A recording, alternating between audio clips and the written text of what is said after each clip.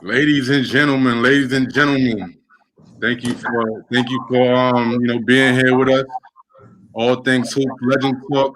We definitely got a legend in the building tonight, man. Reggie Freeman, New York City home. What's going on, champ? Good, I'm good, I'm good. Can't complain, man. Can't complain. Yo, it's a pleasure. It's a pleasure to have you on here, man. Thank you for taking the time out of your schedule to come kick it with me. No question. Appreciate it. You already know. If you got any like speakers in the background or whatever, if you could lower them down a little bit, I'm gonna do the same thing so that we don't have any issues with the echo and whatnot. But yeah, we good. Yeah, I don't got nothing to do. I'm on my lab, so. All right, bet. So we straight. As you know, I've been doing this for a little minute, and Legends Talk is just that. It's a platform where I'm giving opportunity for legends, you know what I'm saying, to give, to tell their story and let the people know a little bit about them as people, rather than just ball players. You know what I'm saying, for the longest time, you know what I'm saying, me being born and raised in New York, and playing ball, you know what I'm saying, it's inevitable that you're gonna hear Reggie Freeman name out there, you know what I'm saying?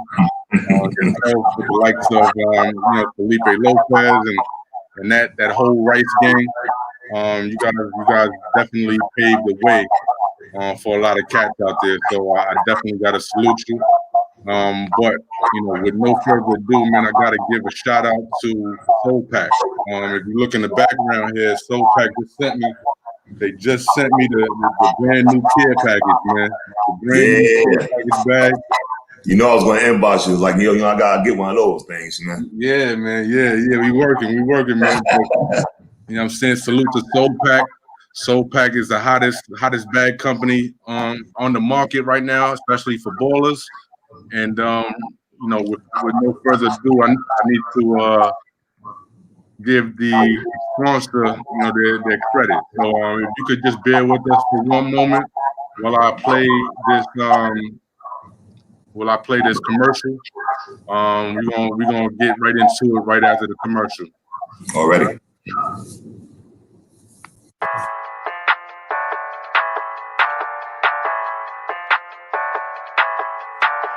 Wavy Boy Productions.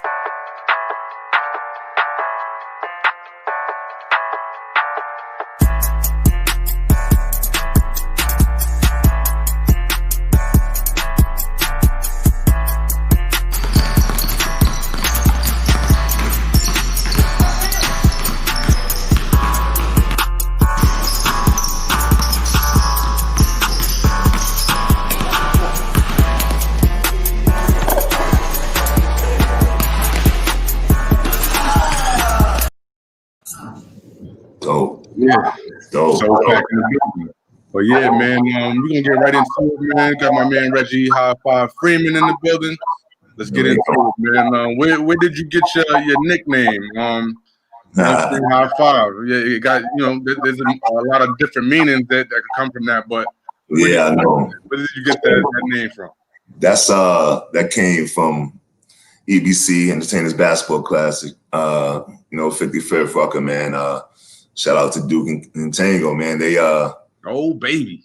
Yeah, oh baby. You know what I mean? So I was like 15, 16 years old, playing with, Master Rob and them guys as a youngin', skinny, tall, but dribbling high. My number was 5. It was real easy, real simple. I came out of nowhere with them.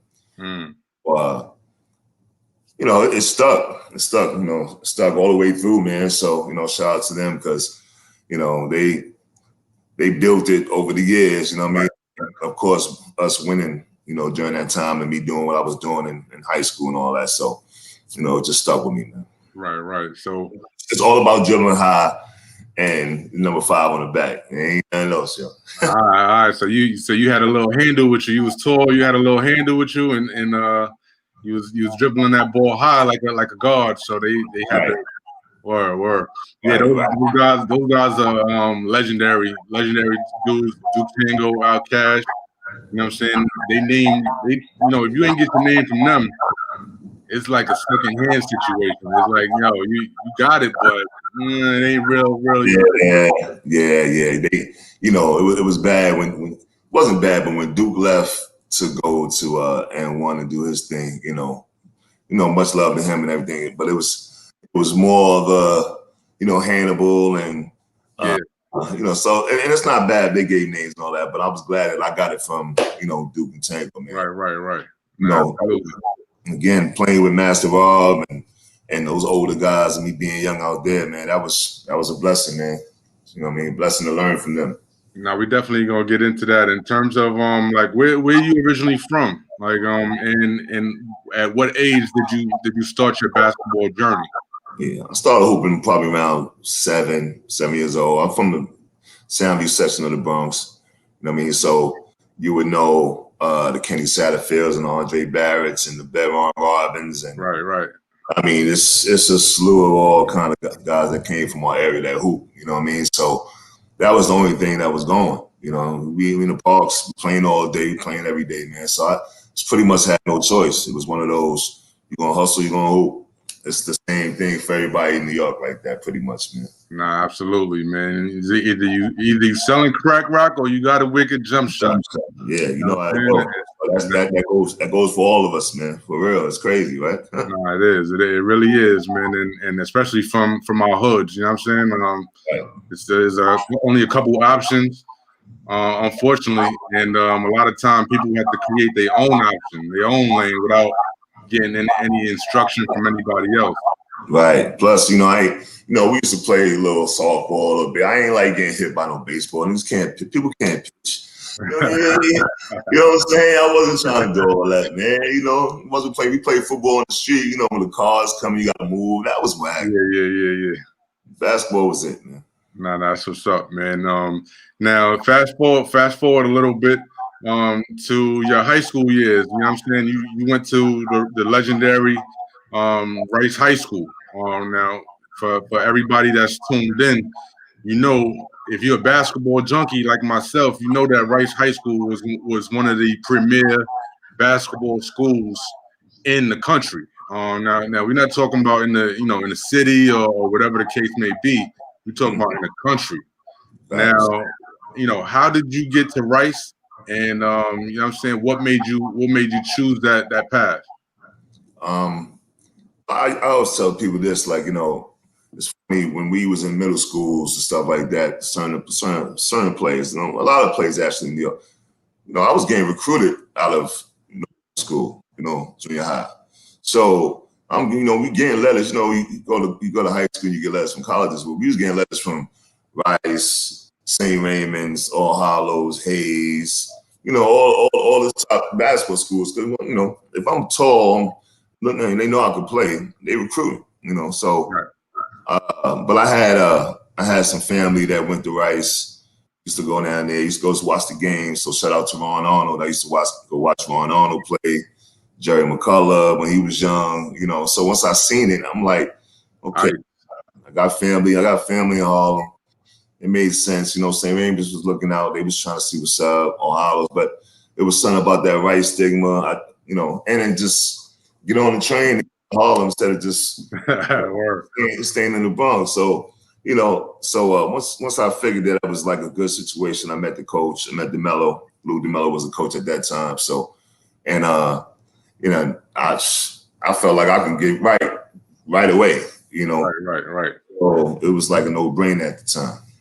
Now, with that said, you know what I'm saying, when you get there, it's no secret that there's the whole lunchroom is full of killers. You know what I'm saying? The whole lunchroom, you know what I'm saying? Your first couple of days there, you're looking around, you're seeing who's going to be playing, who's not going to be playing, who's trying to play.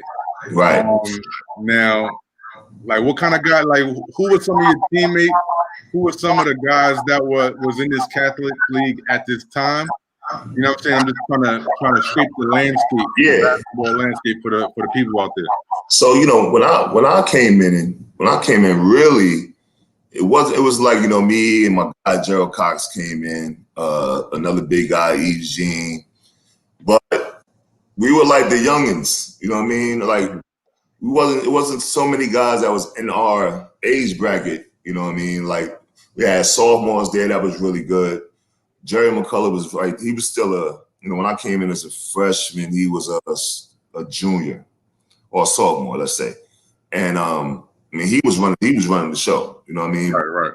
Again, he always had me by 2 years. So we wasn't looking at nobody in our class. It was more of the guys that was opening us, and they were always losing at the time. You know, this is when man playing with Hayes, man, and you got Terrence Rencher and Orlando Antigua playing with St. Raymond's, and you got Talent Time was going crazy with the players they had. Kareem Reed on them as a young guy, freshman, and so LaSalle. Their players going in. So it was like I wasn't really tripping about it. Now it was the next year that whole Felipe and Ziggy and Scientific and these guys came in, Corey Williams, all of them. I mean, all those guys came in right after. So right. That's when it was like, okay, now you got button up. Right. Now you got button up. So it was more like, you know what I'm saying? Like you just you watched it kind of develop, and you watched the people on your, on your green and gold squad. You watched the players start coming in. And it got crazy because in my mind I'm like, I'm already McDonald's America. I got this. This is a wrap because I'm gonna get every shot. You know what I mean? Ain't nobody gonna do nothing else at the time. But then, like I said, when those guys started coming in, I see all the talent because. And sometimes I'll say, well, yeah, I started because when I say I started a lot from the guys from the Bronx coming to Harlem. Right. There was a whole slew of guys from Harlem that came in that was like, you got your headaches, Tim Giddens, you got all these guys coming in that could really play. And it was like, had to the point they had to make a B team because there was too many guys there that go, it's crazy. And the B team could smack a lot of the teams that was playing, in the divisions. So it was kind of crazy, man. But shout out to all those guys that came and kind of left because I ain't mad at them. They're gonna leave that school because it's your shine. You got to make a move. Right. It's like almost like going to play with the Lakers or something like.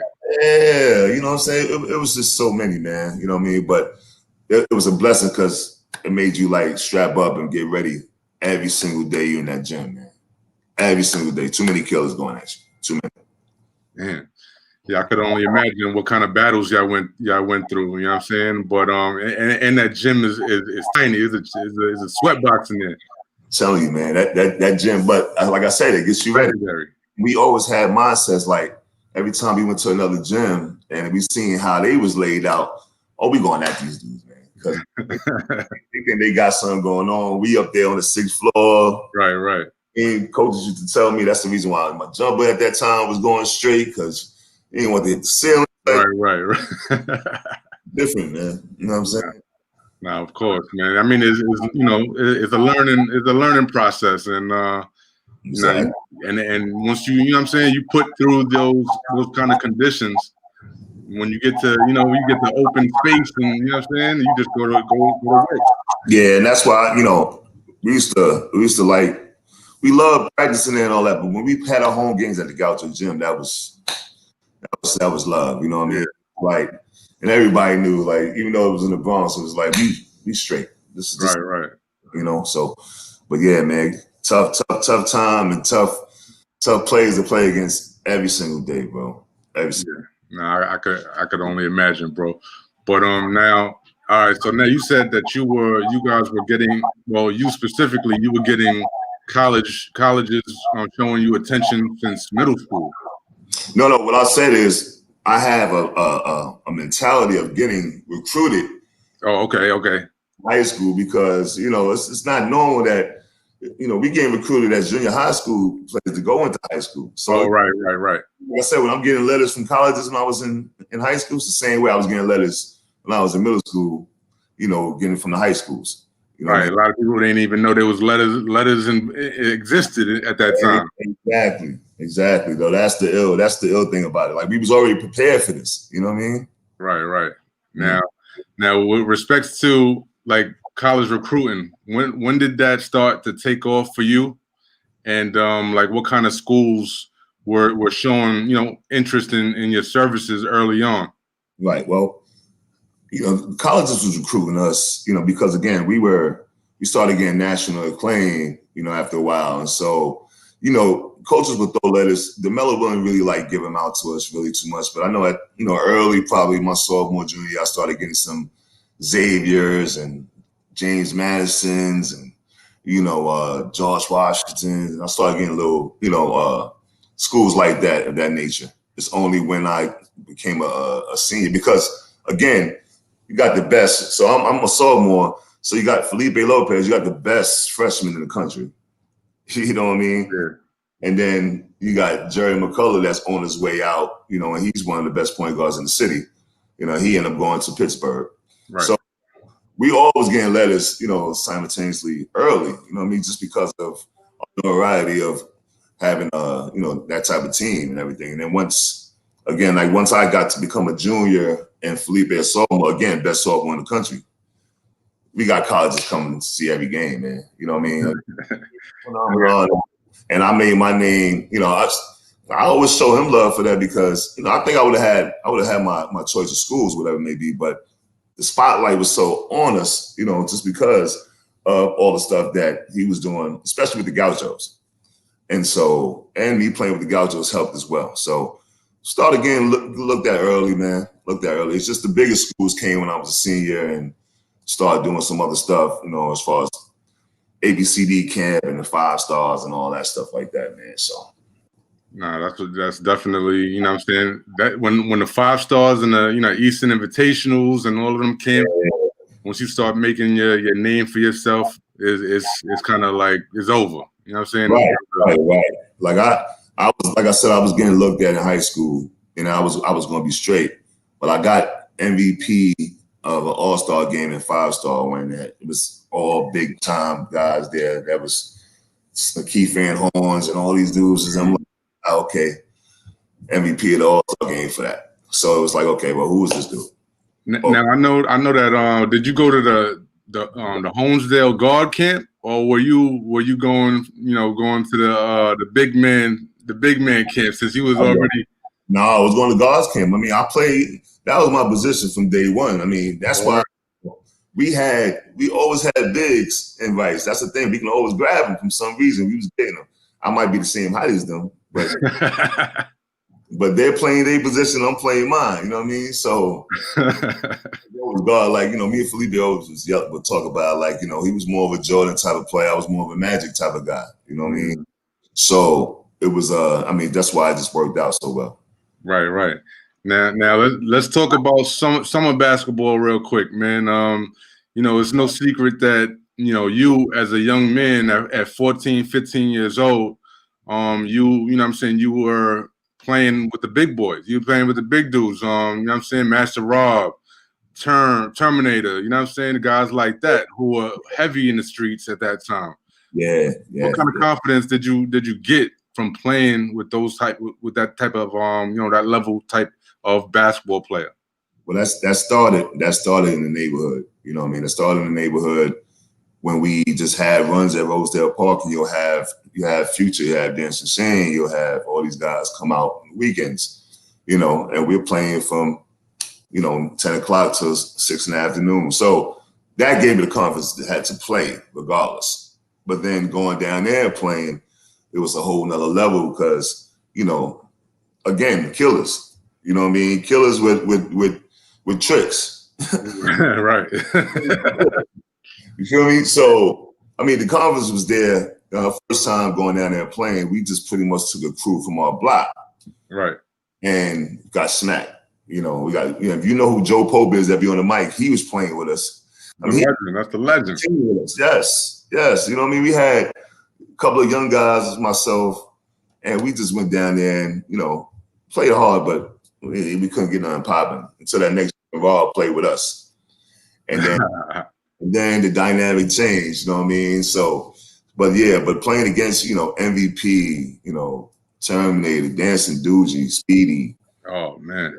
Troy Truesdale, Pat Cemetery, all those guys is like, You know, I never seen Dancing Doogie play, but I heard he was a monster. One of the smoothest cats you would ever see, man. It's like the handle, the jumper, everything. Right. Man, and quiet too. Won't say one word to you. You know what I mean? Yeah, it was that period of time right there. You just can't get that back, man. It's just, you know, ain't even no video, social media, none of that. That's the funny thing too. People they hold on to them things, man. People got. Trust me, I don't know what they waiting for. They got them.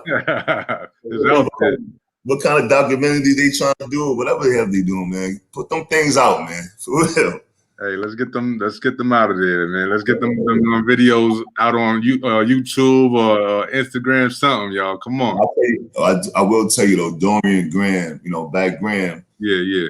That's my guy. His platform, he throws little clips here and there. So, he's holding on to something. Yeah, him and Outkast, they got something going on over there. Yeah, he got something going on. He's a California guy. He does management. He's all in the movie stuff. So yeah, I wouldn't be surprised something come out real soon. Of course. Yeah. Now you back to the organized basketball, if you will, right? So now all of these schools are recruiting you. What kind of, in terms, ultimately you went to Texas, right? University of Texas. Right. Was it an easy choice for you once they stated that they were interested, or did you go back and forth? Was there another school in the running that you almost went there, and what made you choose Texas? It was it's how the story goes. It's funny because it was one open run that we had after the season was over, and it was Jim Boeheim, it was Bobby Naito, his sister was there, but all these schools was there. And it was like maybe 10 schools, but big, Roy Williams, they all sitting there. And my coach, Tom Penders, was there. Right. But Jim Boeheim asked him and said, well, you got a chance at Felipe. And he was like, no, I want the other one. I want Reggie over there. He made this point to grab me up. Now, again, Terrence Mitchell was there already. Terrence already knew me from, playing in the neighborhoods and stuff like that. So it was an easy transition for me. I went on a visit to Texas, and I was like, "This is it." You know what I mean? It was so spread out. It was different compared to being in the city. You know what I mean? I took an unofficial visit to a couple of schools. UNLV threw me something on the table. You know what I mean? Came down there. Statute of limitations is up. Yeah, right? Something light, man. But went up there, checked it out. It was cool, and I checked out one other school, but. It was the visit to Texas, man, and how it made it easier for me that Terrence was there because I already knew him personally. For the transition to leave the city and go to a whole nother state I never been before. Right. When I was on the visit with him, I'm with the other guys, man. It's like it wasn't nothing because he was there and he was the guy. Right. So he was the guy. Everybody was following him. You know what I mean? So at the end of the day, he like, okay, Reg's here now. We good. I'm like, this is it. I love it. And then again, the way they played, the freedom you had, and Penders was a straight shooter. If you can do it, do it. If you can't, can't. And that was it. It was easy. Right. So it was an easy choice, man. Once I came home and he came to visit, see my mom, came to the hood, see my peoples, stayed there, chilled. It was just seemed like natural thing, man. Yeah, now that's what's up, man. All of the players who are on that elite level. If you ain't got the coach coming in your crib in the hood, man, he don't want you, man. If he's sending his assistant, or if he's sending it, he just doing a video like this with you, he don't want you, man. Go somewhere else. That's a fact. And again. You can talk about those times, man. We had so many guys, man. So you can imagine how many coaches, did this for these kids, man. Because, right, you're going from Kenny Anderson all the way down to Jay Barrett. All through them years, man. We had so many city that were big names that went to big time schools, man. So, that's why New York is crazy, man.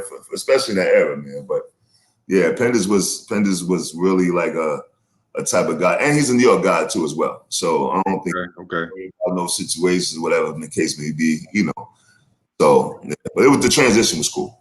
Yeah. So in terms of that transition, right? Like, what was the biggest adjustment that you had to make?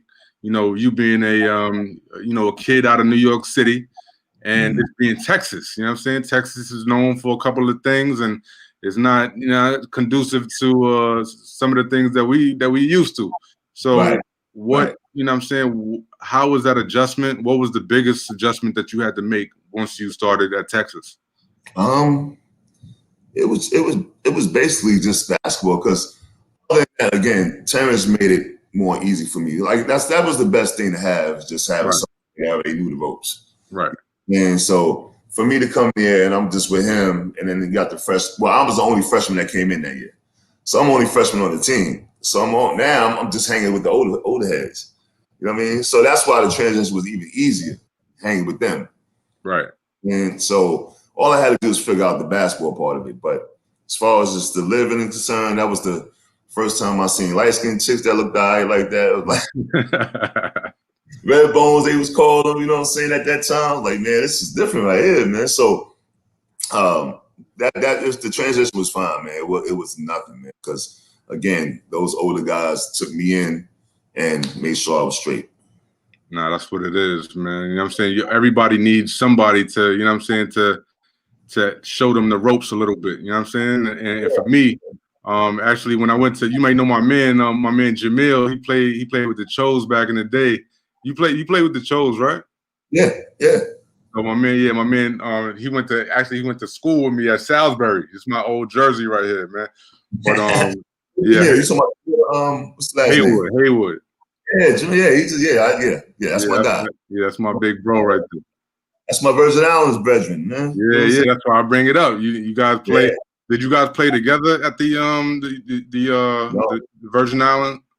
So every year they asked me. I never did it until the year I retired playing overseas. Like that was my last time I knew I was going to play professionally, and I said, "Let me go ahead and do this." You know, maybe on my way out. And I would have did it over the years, man. I just because Jameer played, you had Black Magic, Carl Krauser played, Kid, a couple of guys from the city that played, man. And I never wanted to because I was, man, once it was over, I want to come. You know what it was too? Playing in the Rucker, playing in Pro-Am, playing in all that stuff in the summer. I never wanted to leave the city. I was so thirsty after my season was over, like, oh, we gotta win the chip here. Right. It's here, like city mentality, man. I was out of there, man, for that. Hey, when you balling and you come back to the city, that time period alone, man, there's a lot of nostalgia that goes with it. You know what I'm saying? Right. Not even being a baller, just just walking down the street, summertime in the city, like you know what I'm saying? It's nothing like it. Right. Exactly. So now, all right. So you at Texas, right? It's already kind of well known that you know what I'm saying, you're a legit ball player. You make an immediate impact while at Texas. But what was the favorite part? Your favorite part of playing ball at Texas? You know what I'm saying? University of Texas, D1. You know what I'm saying? On TV and all that type of stuff. That was being on TV and being playing in that arena, playing big time basketball. You know what I mean? It was like that. That's what I dreamed of doing because I've seen it and I've been doing it. And we all, playing with Gauchos, playing with Rice, you knew you was going to be doing this, but then actually getting there, making it happen, winning, playing with a winning team, playing with, I was a freshman playing with BJ Tyler to see the way he played. Right. Watching, playing with BJ Tyler, playing with Terrence Venture, watching them rock. You know what I mean? That was like big deal for me. That's one of the best backcourts, probably one or two best backcourts in the country that year. Right. Playing so, and then playing against certain guys that I'm seeing on TV in high school, like, oh wow, I'm about to match up with Jalen Rose today, huh? Okay, it's a little different. I just watched him with the Fab Five, things like that. That's just like used to just bug me out, trip me out, man. Nah, yeah, of course, man. I'd do it to anybody. You know what I'm saying? Yeah. So, you know what I'm saying? You did your thing at Texas. You know what I'm saying? You definitely, You know what I'm saying? All conference selections, first teams, junior, senior year. And when it came down to it, you know what I'm saying, in terms of the NBA draft, a lot of people, you know what I'm saying, had you up in that first round for sure. You know what I'm saying? They were sold on it. And you were probably also, and you know, being a kid, you know what I'm saying, you kind of you probably were sold on it as well. But your name unfortunately did not get called. How disappointing, you know, was that at that very moment that your name didn't get called to, you know, to be selected to the NBA? Well, at the time, coming out of school, so I leave school after the season's over, so I didn't even get to like graduate at the time because I had to sign with an agent and get ready for, you know, workouts, whatever the case may be, get ready for all that stuff. So I ended up signing with Eric Fleischer and Andy Miller. These two guys were at the time probably one of the biggest agencies at the time. They had Stephon, they had Kevin Garnett, John Wallace. They recruited me and Chauncey Billups and Shamgard and Gordon Malone and Otis Hill. We all together, like, you know what I'm saying? So it was probably, we all thought like, okay, this is going to be easy. But again, New York mentality. I used to work out with these guys. They used to have workouts for us in the day. And at night, I wanted to go back to the crib. We were staying in Stamford, Connecticut. Right. And I wanted to go home and go hoop because I was tired of just sitting up there not doing nothing. They didn't like that, you know. So we always butted heads, me and the agents butted heads, right? And, you know, long story short, we got into it one time and I said, man, look, I don't even need you. I'm going to get drafted anyway, you know. And you can't do it to one of the biggest agents like that. And I take responsibility to that because I should have if I would have just chilled out and listened to them, it would have been very easy. But that was me. And so I had them 2 weeks before the draft. And I'm scrambling around to get another agent to, you know, get this figured out. So when that day came and they said, you know, the agent I was with, he said, you know, all the teams will say, you know, he'll get drafted, but we're not going to take him right now. He'll get drafted. So once the second round started coming around, I was like, yes, I already know what's going on, you know. So I was upset at the time, but I was like, I'm good. I'll just be free agent. I'll pick a team that would need me at the time, and then, you know, and then make it work. Right. Of course, you want to get to that ultimate goal, man. But you know, I knew that something happened, and I kind of like had something to do with it. You know what I mean? They did too as well. They know what's up. You know, right? Because it's funny. Like we was talking. You know, I seen you was talking about that picture with Larry Bird.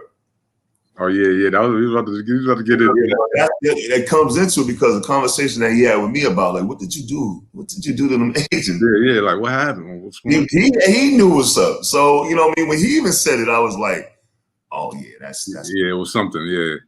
That's kind of that kind of solidified for me. I'm like, okay, yeah, this is after all those years. Oh, all right, now I get it. You know what I'm saying?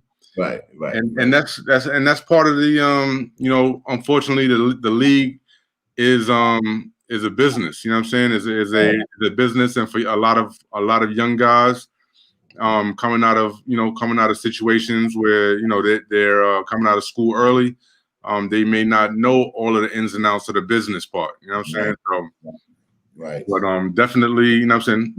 That's why I love, you know, even when I coach the kids that I've coached and talk to the guys that's playing professionally now, like it's always an easy thing for me to let them know, you know, how to pop this off, how to get it together that way, because I've been through it high and low. You know what I'm saying? So at the end of the day, it's like, you know, some of these guys don't know and they think they know. You know what I mean? We thought we knew, but these kids really think they know. It's different. Nah, there is.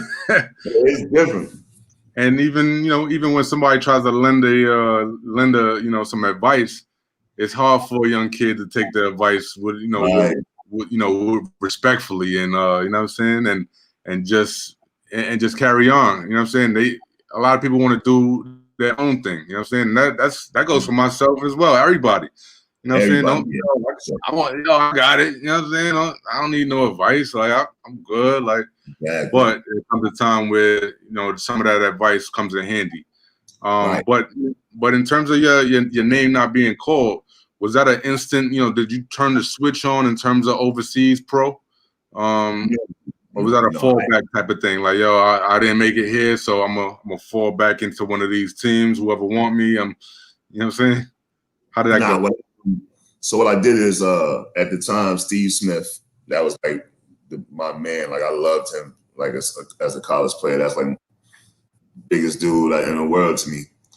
I got hooked up with his agent. His name was Dr. Tucker. He got big dog Glenn Robinson that.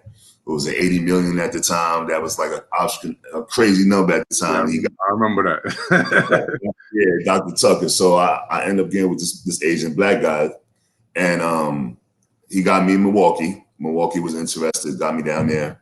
So I'm there the whole summer working out with them. And then now Ray Allen's there. This is his second year there. So I'm there with them, and I'm doing well.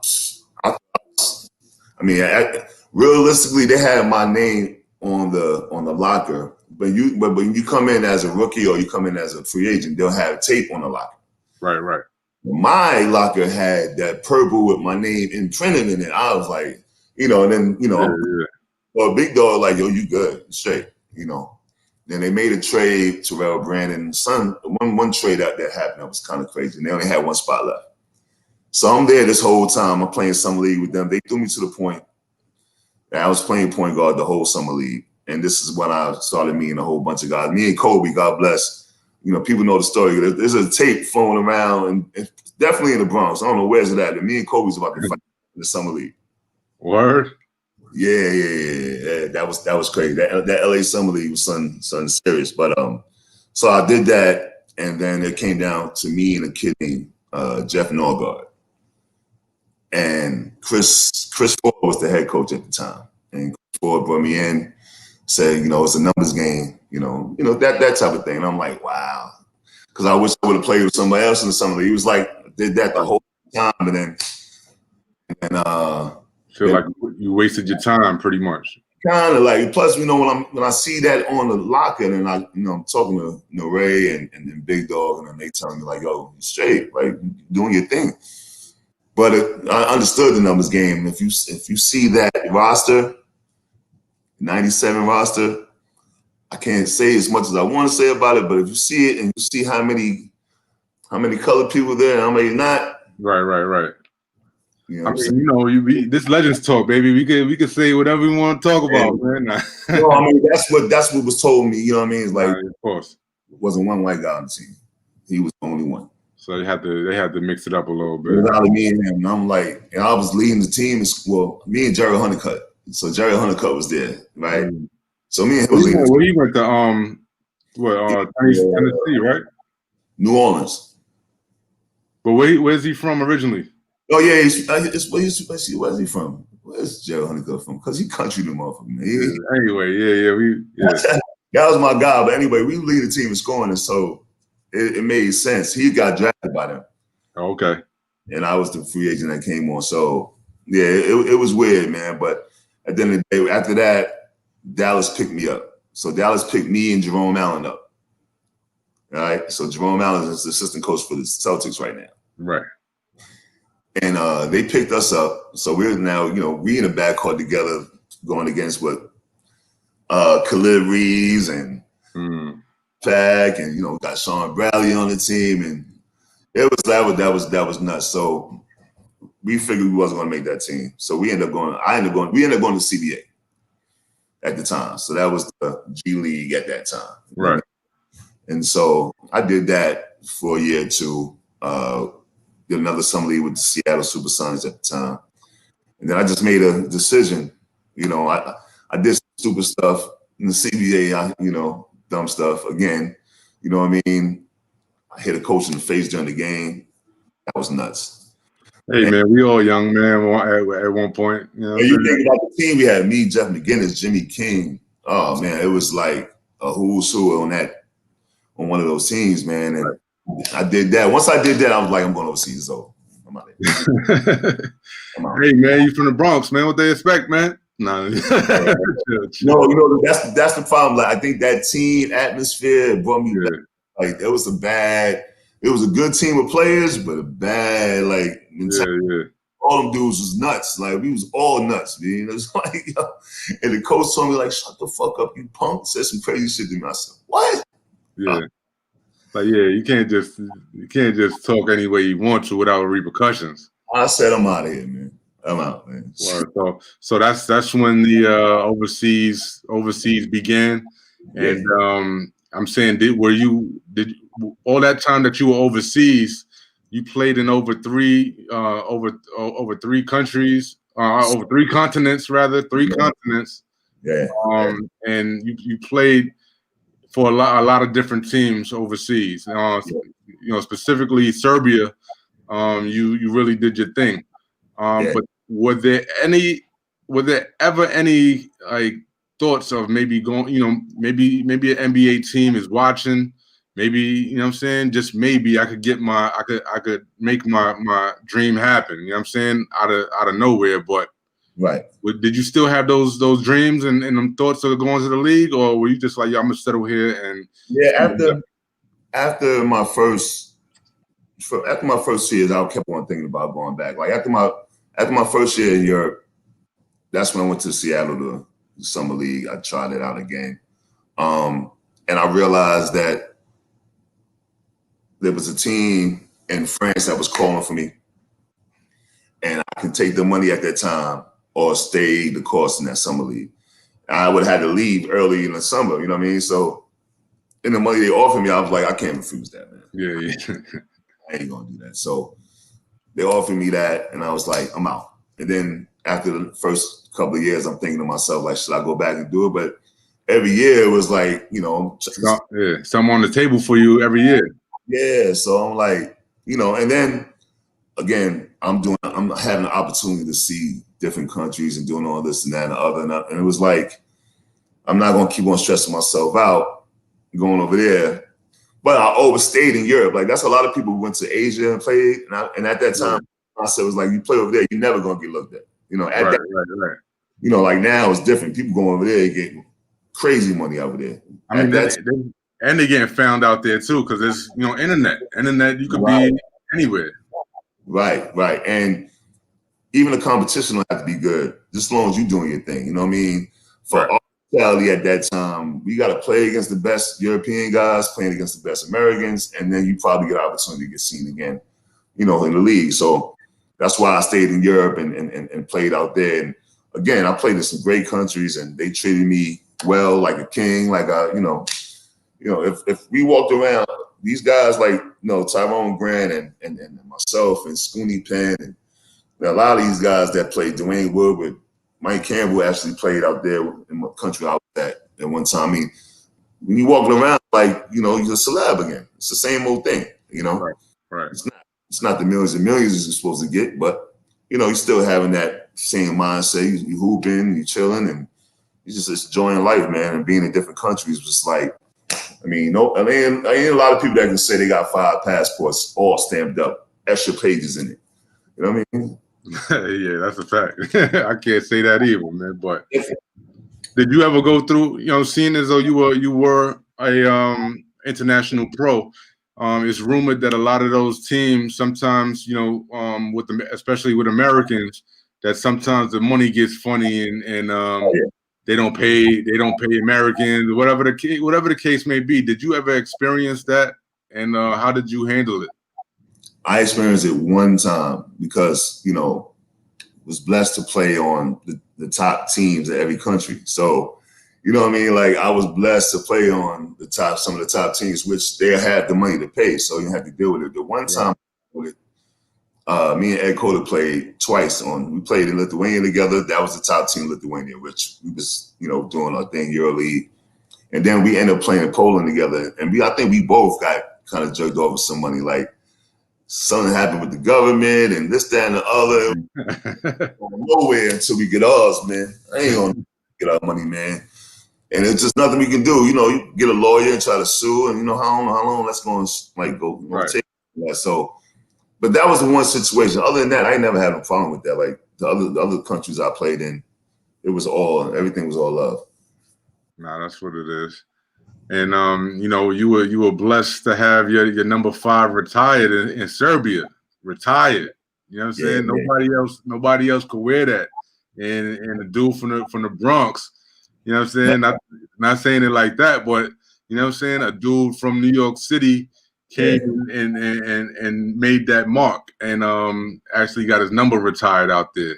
So that's big. How did that make you feel that nobody in the history of that club can wear that number 5 again? I mean, that was good. That was a good feeling because, I learned a lot of basketball in Serbia. The former Yugoslavia. I learned a lot of basketball. That's Vadi Divac, that's Stojakovic, that's that's Jokic. You know how these guys are mentally. They're they're like 10 steps ahead of you. Right.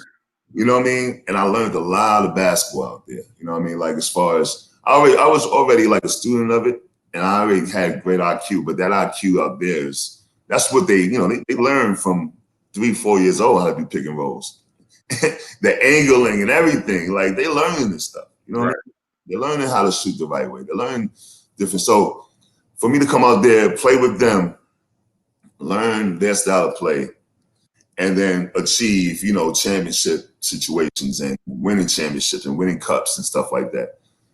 So that they respected me to that point. And again, it was the basketball, it was the life that I lived out there because I was dating like models and singers, and they got me on the cover of magazines with the tabloids and all kinds. It was like a whole like big thing. So that was a good feeling, man. They show love like that, man. And I've been asked to come out there many times. I can't wait to go back out there because this is amazing. It's an amazing place, man. Belgrade is an amazing place. I mean, they had a whole ceremony and all that for you. They raised your hand up and all that.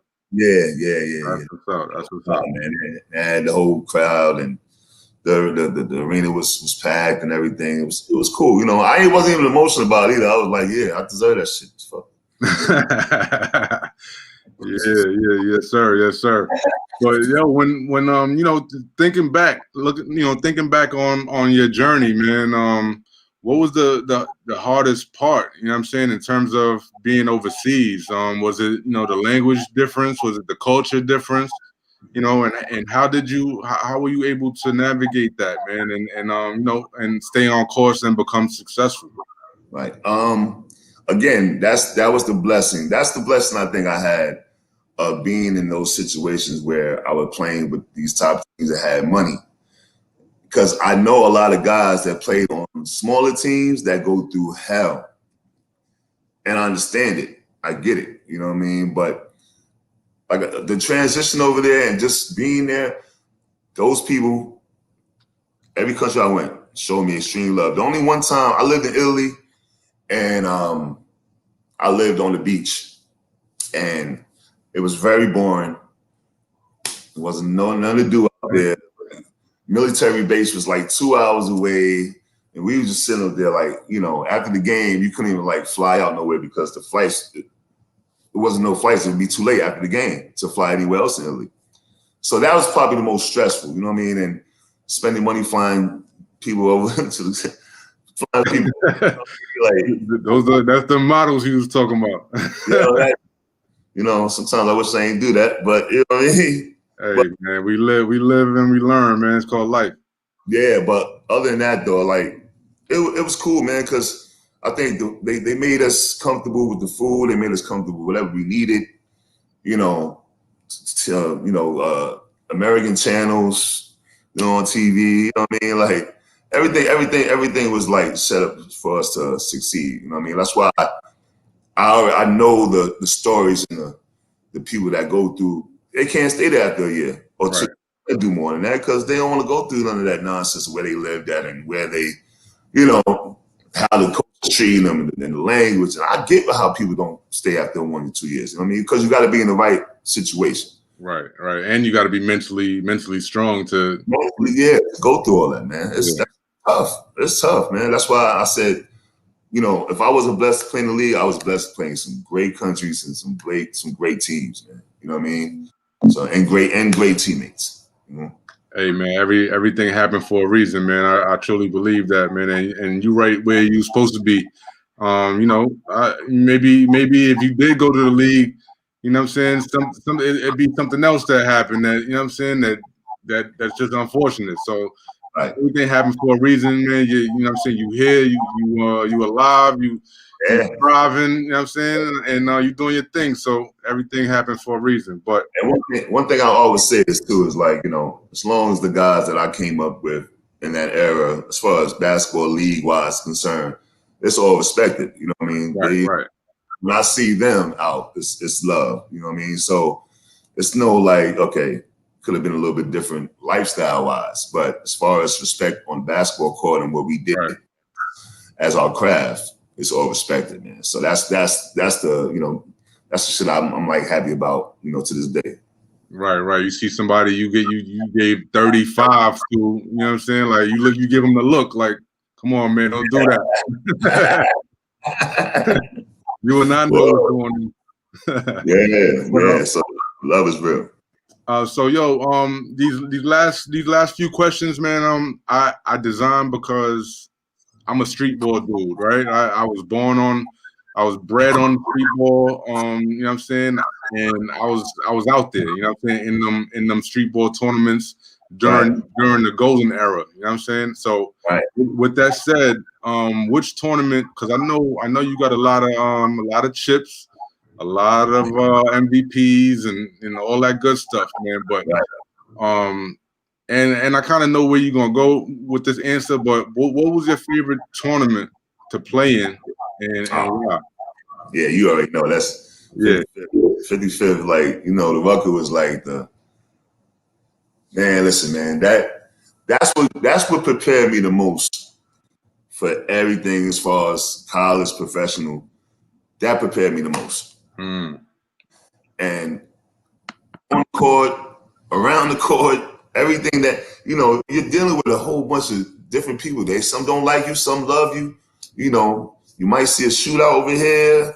I remember when Don was on the top, he jumped off the top of the bleachers because he heard, you see certain things and you just sit there like, this is regular. You know what I mean? So if I'm overseas and the crowd is like, ooh, ooh, ooh, ooh, call me like, some monkey shit. Yeah. I kind of laugh at all because they can't speak and they don't know how to get you off your game. You know what I mean? That's the mentality I have because that's how I had it in Rucker. You know what I mean? I'm from the Bronx. We bring our Bronx team. They don't want us to bring no Harlem team. So they telling us all kinds of shit. Suck my dick. You know what I'm saying? That's all y'all got? Y'all got a monkey noise? That's it? You know what I'm saying? I got that's all y'all got. Come on, man. You know what I mean? I got my people from the hood. They looking at them like, come on, man. So you think I'm going to Texas and they yelling and, we go to Texas Tech and play all these plays. Like, you think I'm worried about what they'll say? Right. We was playing with the KKK cheering in the back. Like, you know what I'm saying? Yeah. So talk about. So I say Rucker, and then, so for me, all the other tournaments was great. I won't say nothing bad about no tournament, but for me, like the Rucker and the Pro-Am, at Hunter College. Right. So playing in those two tournaments, but then I got a chance to play in West Fourth, win the tournament, win the championship out there. And I think West Fourth was a different style of basketball down there, but it was like the crowd over there was different than the crowd uptown. Yeah. So, but the Ruckers, that's by far the best joint. Can we get some love for the Kingdom, please, man? I always tell people. No, I'm sorry. No. Don't get confused because I want chips there. And you know what? I take that. I take it back. Rucker is one, Kingdom two for sure. Because I'm glad you said that too. Because when I played with Richie Adams and Master and that time was crazy. Like I'm playing with Big Pop over there. They like, I'm saying it was different over there at the time. So even me playing with Richie Adams even makes me bug out. Like, I remember I had a girl I had a girlfriend in Texas my freshman year. I brought her to New York, had her down there, popping them, put her on the little chairs. Yeah. Last year, I'm fronting, you know what I mean? You had your bag and all that. Fronting out there. I was fronting, boy. But so, yeah, Kingdom now. There's no question about that. Kingdom was definitely definitely number 2 or maybe 1B. I just, the 55th shit is like, that's yeah. I mean, of course, you got it's so much, with the entertainers, you got. You know what I'm saying? You got Fat Joe, you got Diddy out there, you got Diddy out there, LeBron. You know what I'm saying? It's hard to choose something other than than EBC. But Kingdom for me, being a spectator, it was nothing like it. Just because you ain't had to wait on no line. You know what I'm saying? You had to. A lot of times I ain't make it to the EBC game because by the time I get off of work and head uptown to that walk, it's over. Like, yo, facts. That's a fact. It's over. My man just told me, like, yo, you remember you used to give me your jersey so I can get in the park because I ain't had to wait on the line. All right, I didn't even know about that. Say yeah. All right, you right about that. But yeah, Kingdom, come on, man. When AG was on the mic. Oh yeah. That was crazy. Speaking of AG, man, how important do you think the announcers are to the culture, man? Because there's a number of different announcers. Of course, there's a new batch of announcers out right now. But how important is that to the culture? And do you think that you know what I'm saying? Do you think that we can revitalize New York City, with respect to street ball? You know what I'm saying? Get it back, at least get it halfway back to that field, man. I'm trying to get back. I'm trying to get it at least halfway back, man. You know what I'm saying? I'm trying to figure it out. So what you think is going to get, you know what I'm saying? What do you think is going to get New York City back to prominence? Well, and in terms of street ball or just ball in general? And how can we do that? I think well, as far as like the announcers concerned, they make the games. You know what I'm saying? I mean, it's easy to come out and just watch guys play, but to have that entertainer that's on the microphone, speaking up a play, speaking up what you're going, telling somebody to move out the way, that makes a lot. It just does a lot for the game, man. You know what I mean? Not exciting without them dudes there, man. You know what I mean? It's just watching guys hoop. Now, as far as getting it back is concerned, I mean, I think it's a wrap. You got to bring these guys back. You got to bring some of these NBA guys that all these young kids like and bring them out to play. Yeah. Because if you bring a couple of those guys out to play, then you're gonna bring the nice dudes out that's nice in the city. And then that does a little bit something because now you just got regular guys out there playing. And it's not fun. These guys, and the young guys, they gotta come out and hoop. Like, you know what I mean? You get Kyrie to play a couple of games for real. Right. You know, I think that would do it, but they gotta do it consistently. You know what I mean? It's nothing consistent because I think it was a time where, they had that Nike team with Kiki and Kenny Sad and team on. After that year, when they did all that, that's when it went downhill because these guys started figuring out we're not playing that much during the summer. You know what I mean? Right. They started chilling. They started vacationing. It wasn't doing the same thing that we was doing every summer. And I respect that. Keep your body right. You know what I'm saying? Chill for a minute. So that's why you got to bring these guys that really are really good, the NBA guys. So these guys see it and say, "Oh, okay, I'm lacing up today." Right. Yeah. Like, yo, you lacing up? Oh, all right. Yeah, you know what I'm saying? I like what Chuck Bryant doing because he's getting them a little riled up and all that. You feel what I'm saying? Right. That's for like the one-on-one type of situation. Right, but then again, when you have that type of conversation, those talks, when they doing the one-on-one stuff, yo, we got this team, such and such, like, yo, you come out because they're on that team too. All right, bet I'm bringing them dudes. That's how I gotta be, man. Because the way they be looking now, shaky. Shaky. Well, I already know, man. But yo, man, in terms of like after the ball bounces, you know what I'm saying? After this ball stops bouncing, you know what I'm saying? What is it that's occupying your time now if you choose to share? And you know what I'm saying, where can we find out about what you're doing? Well, right now, so I was coaching junior college for the last couple of years, right? Okay. 3.5, 4 years I was coaching junior college, and I had a death in the family. My mother and my brother passed. Sorry to hear that, champ. Back to back, and then so I had to fall back from the coaching, and handle that, take care of that situation, and then basically trying to get back in. It's not the easiest thing to jump in the coach and jump out. You know what I mean? Right. It's a fraternity, man. Once you get in, you're pretty good. So, I was working my way up in that, and then had to fall back. So right now, in the meantime, between time, I work for Dell Technologies, you know what I mean? So, which is crazy because after I retired, I went back, got my degree, finished up my degree, and met and networked with a bunch of people to the point where now you fast forward, these guys are like top dogs at Dell. You know what I mean? Top dogs at Dell. And they gave me opportunity when I said, I'm trying to get back into coaching, but I ain't doing that right now. Well, come learn this. Come learn this type of thing. This is right. Resume, you know what I mean? And I'm like, my resume was straight because I tell a lot of guys, man, my basketball was like from 6 until 40 or whatever the case would be. You know what I'm saying? Right. There ain't anything different because that was you play pro, you go coach. That was the mentality, right? And then now my mindset is different. When I tell young guys now, I don't think you're gonna be playing that long professionally. I don't think you all that.